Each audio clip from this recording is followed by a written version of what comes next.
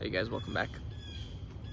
So I decided to name this video "The Truth Will Set You Free" because, well, there are lots of competing theories of what this place might actually be, right, of why we're here.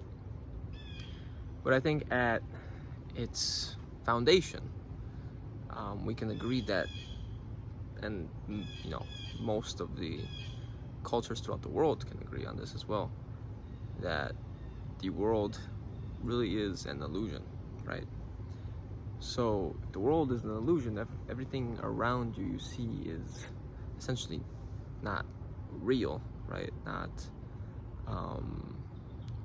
something we can qualify as the true essence where we come from, right? More of a distortion of that, kind of like smokes and mirrors, right? Then the only thing that makes sense is that the truth would collapse that illusion, right? Truth always collapses any debate, any stories that are created, right? So if we are in this story, some stories are factual, some stories are based on a true story, and some stories are complete fiction. Either way, those are all coming from somewhere, right? So this is all coming from somewhere, I think. Now, to present a theory that is more aligned with what we believe about this place, the idea of this being a sort of Westworld matrix, a sort of Westworld realm, where, let's say, some of us came down here because of that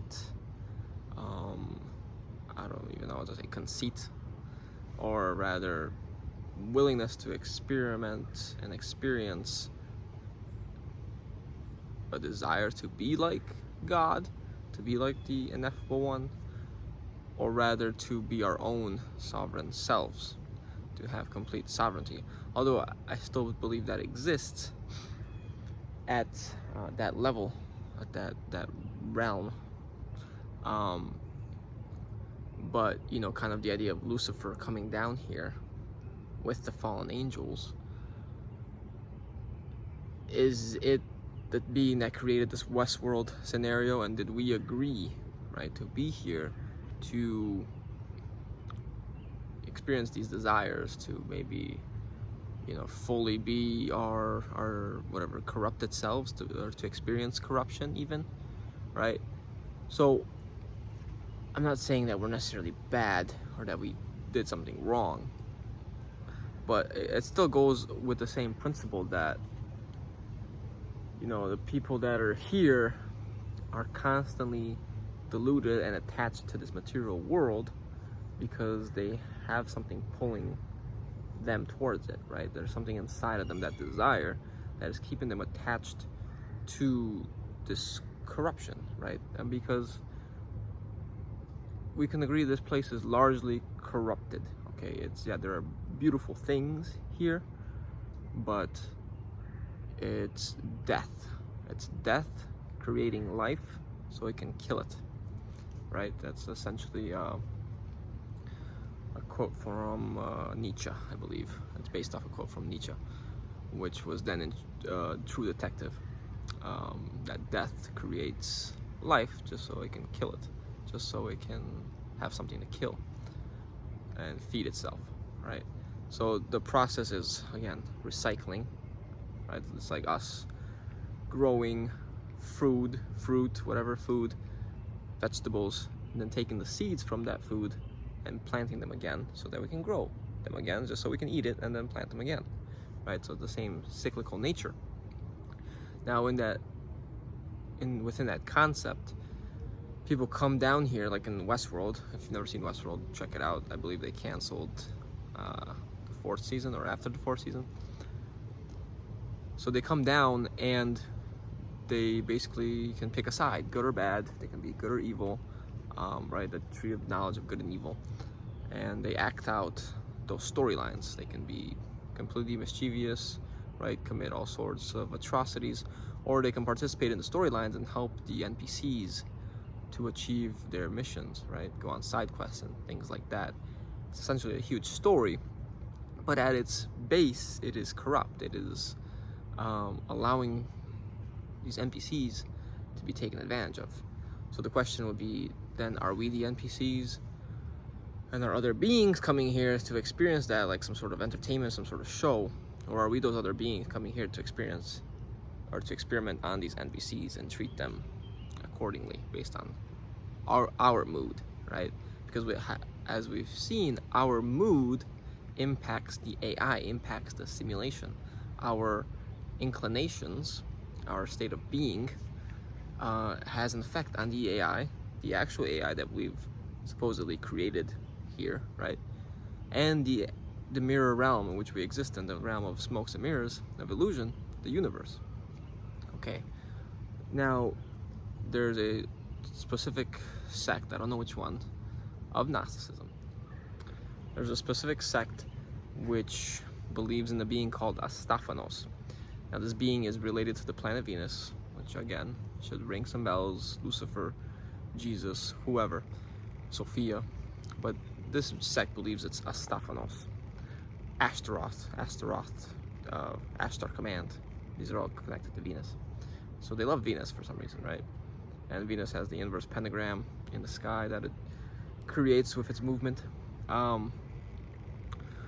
So this being, Astaphanos, is connected to, it's an Archon, believed to be an Archon, and it's connected to the main illusions of the world.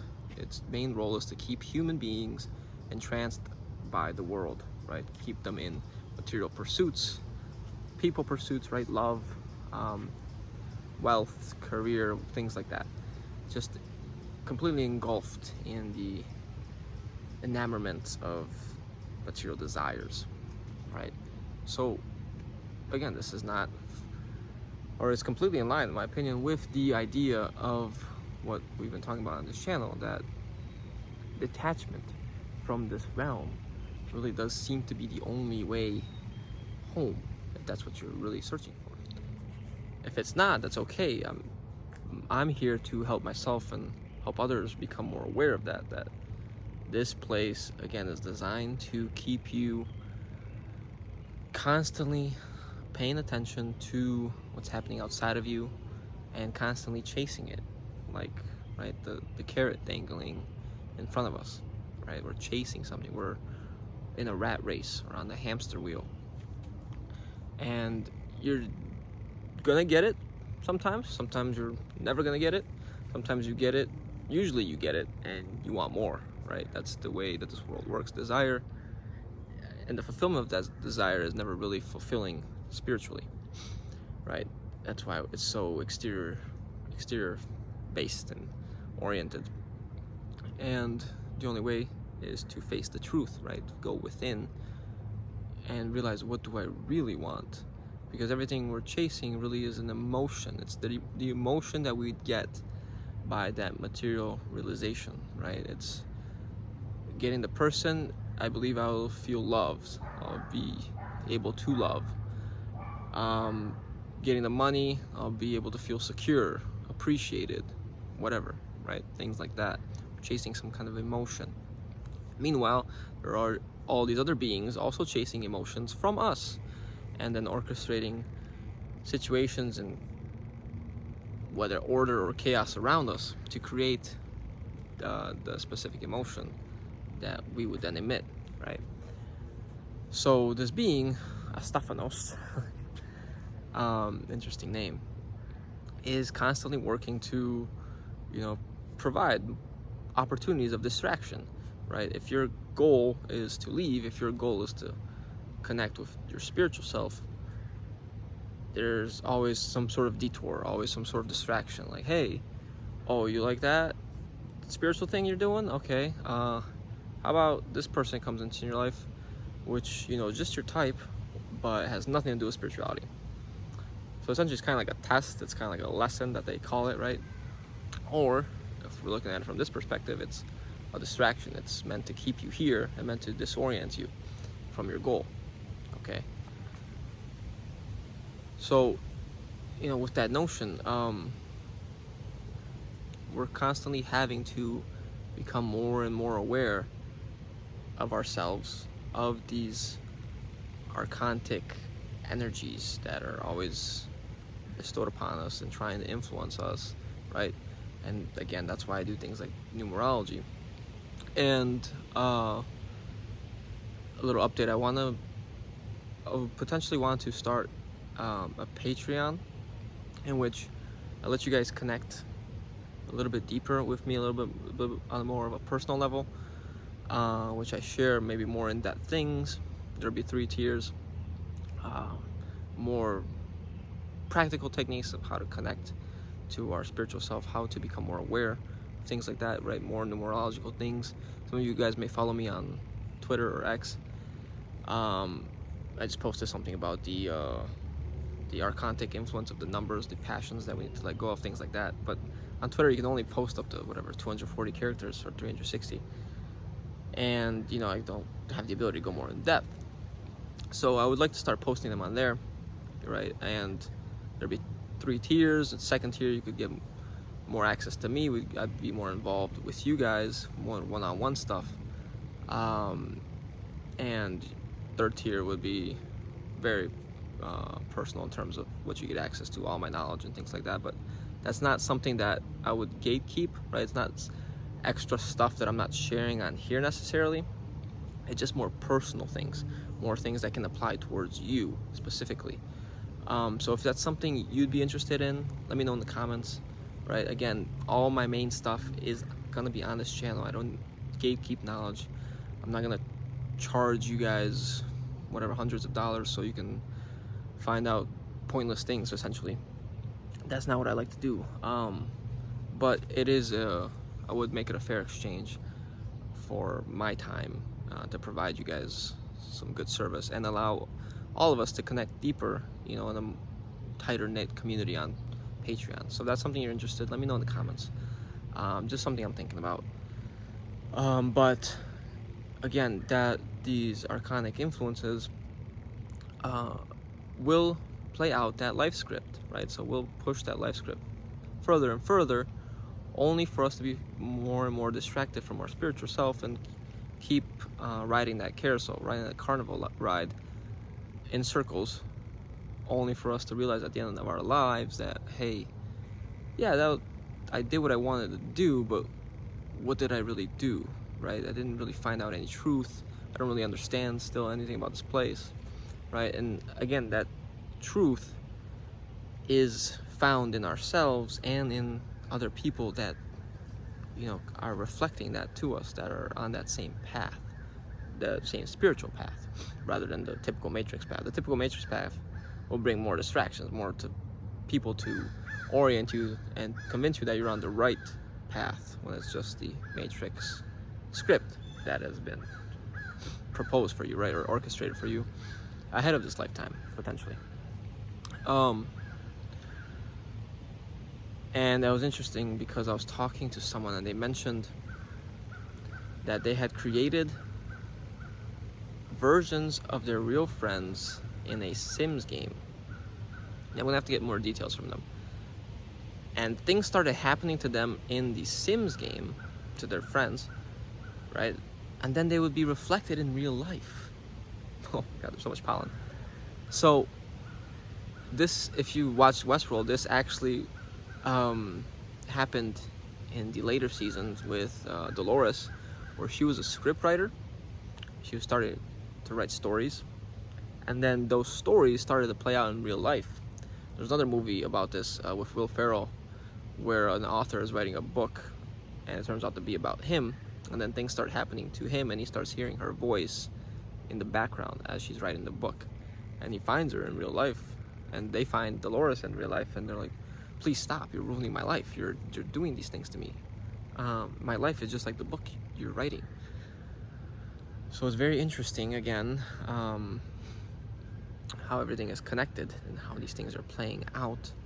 And again, we have the ability to potentially influence this through our electromagnetic field, through becoming aware of the personality that we want to embody, right? The numerology, the archontic influences that we want to embody, the character, the actor, the role that we want to pursue. And you know, this is some stuff that I would also get into deeper on my Patreon. But by shifting personalities, you can shift stories, right? That's what this whole manifestation thing is about. And it's designed to turn you into like the creator of your own story. Even Mithraism is all about becoming masters of your fate, right?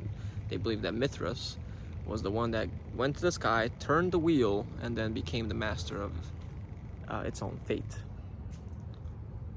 But again, the true pursuit of that truth is realizing yourself and what you really are, I think, right? It's understanding that, okay, hold on, this place really is an illusion.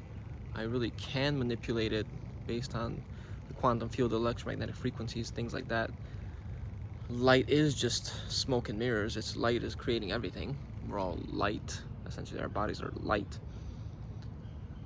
But what am I then, right? And the fact that these beings are able to pander to your ego, to your attachments, that means you are more than those attachments, right? Because they play on the things that you didn't fulfill, the things you didn't do, your desires that are keeping you attached to this world, right? The things you may have done wrong, like, oh, you went down in Westworld and you beat up a bunch of people.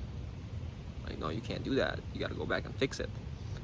But the moment you realize that you are not that ego, the moment you realize you're not those attachments, is like the moment you realize you're not the straw man that was given those credit cards, right? Because those credit cards are tied to the straw man.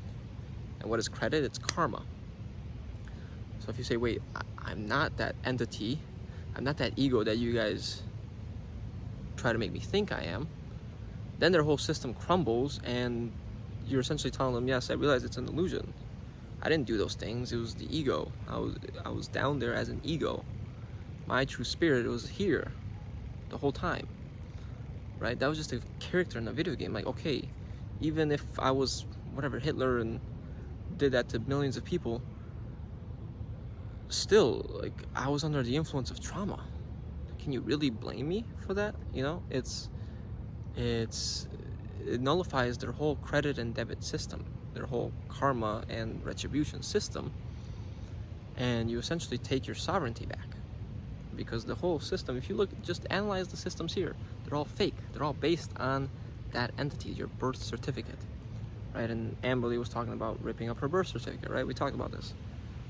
And that caused a whole bunch of chaos with the entities. They didn't like that, because that essentially said, oh, you're claiming back your rights, you're claiming back your sovereignty, right? So study what's happening around you, the systems in play. That's what I look to.